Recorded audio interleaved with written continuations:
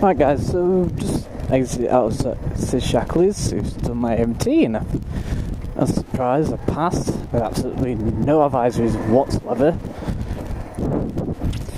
But while we're on the subject of MOTs, might as well go on to like honest and dishonest MOTers, or shall I say, I don't know how to put it. You see, if you have a good MOTer, and they will do things within the MOT that should have failed its MOT. It is windy here. Ooh, this bike feels a bit more better actually now, with some tyre pressure in the back wheel as well. So much better. Yeah, I just asked for this tyre pressure to be pumped up as well. It is funny how the bike MOT is 29 quid, so I give him 30. I know it's a pound, but it's 2 minutes worth for some pressure in a tyre. Not busy anyway, it's not like you're jam-packed and full of MOTs. That's quite odd as well, but it is summer, or getting towards summer anyway. Right, come on, it's been a bit rough this. It keeps missing for some reason. Stop missing.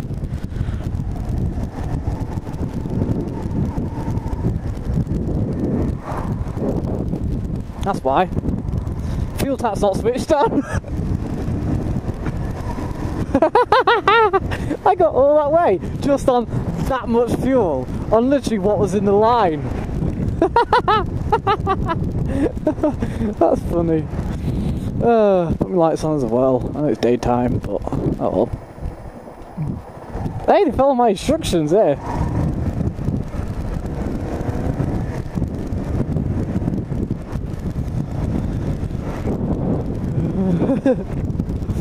I thought, we're running out of fuel. No. Right. And there you are. There's something honest. You know, you've actually followed some instructions been written down here. Where else we get that?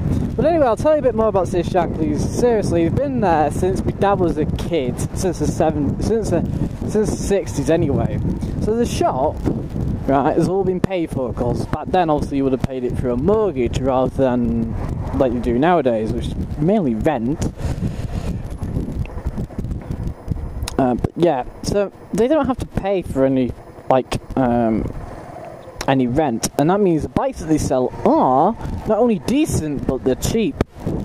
They don't advertise on, say, Auto Trader and stuff, because they've only got 4 bikes. Usually, any one time. They got a Honda CRF 250 in a minute, but more importantly, they also keep in bikes that aren't for sale. There's a Honda MT5 in there, which is super rare. It's not for sale, so it's usually kept in there for a reason. Obviously it may have been made of some Sid's, or it could be Sid's itself, but whatever. That's on an L reg, and it's done about 9,000 miles. It's done quite a lot of miles. Basically, the MT5 is a 50cc two-stroke motocross crosser, and has 4 gears, so it's a proper bike.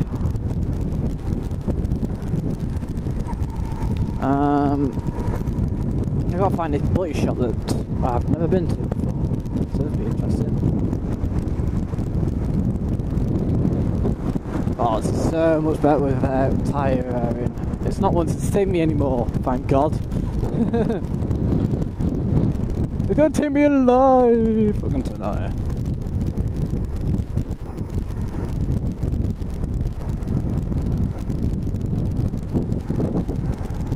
There's a hump down here, like, hidden in the road. So if I fly up for no reason, you'll know why. The bike doesn't fly up, but you do. Where is it?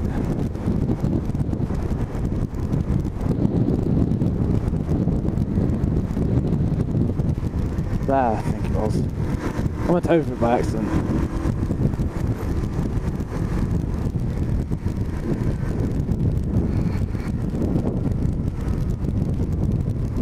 I'm actually going quite fast. Ooh, speeding by accident.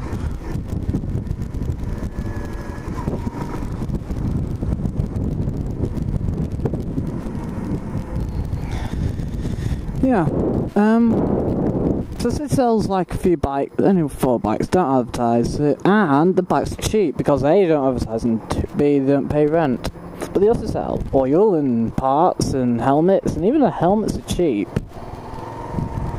They're like 50 quid.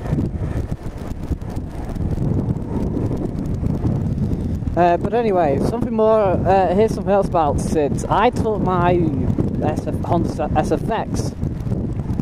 I think it was for his first MOT ever, and instead of failing the MOT just for the sake of one bulb, they just filled the bulb in, charged me a pound for the bulb. That's it. Because the thing is, right, if they can put the bulb in within 40 minutes, within the MOT time, they'll do it. That is Western Bakery. I'll talk to you in a minute. Hang on, guys. Right, let's continue.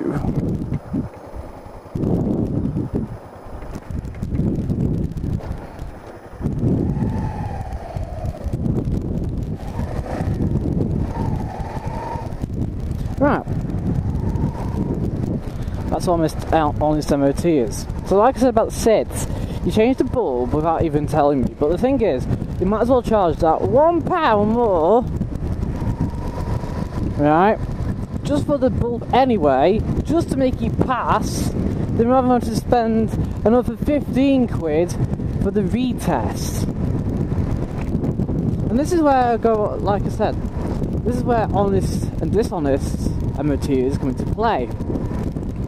Because this bike, this one here, right, seriously, had a failed MOT. Right? Do you want to know what it was on? The headlight was a little too high. Now, come on! Now, this wasn't Sid's, by the way, because obviously this was in Nantwich. It was MOT in Nantwich, MOT centre. Right?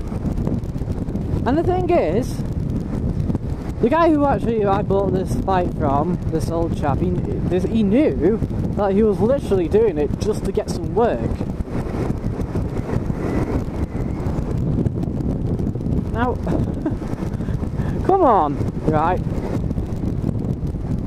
This still hasn't been bloody... No. This is so rough, actually, on here.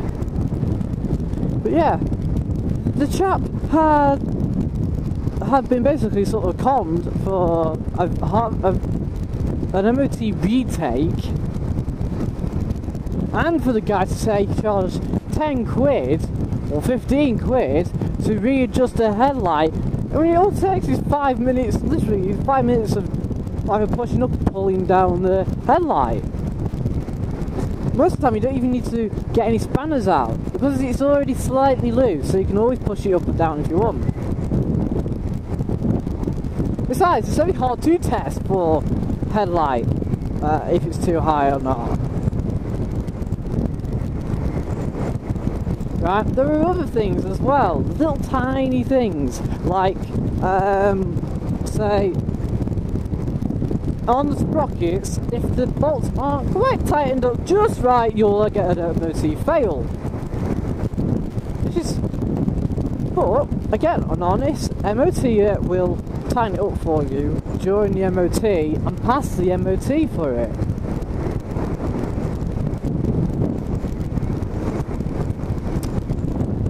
And then there's the opposite side, the ones who let things go just a little bit too far,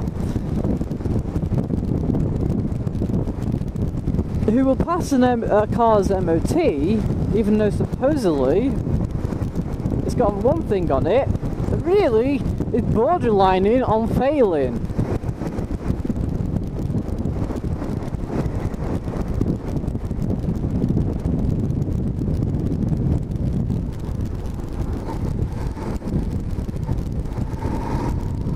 I mean, here's the thing as well, right? This is what I really don't understand with, say, MOTs.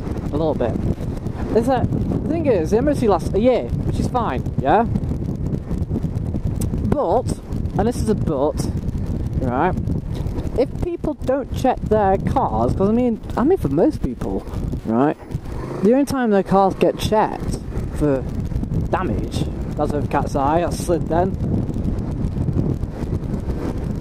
is when it takes it for its MOT.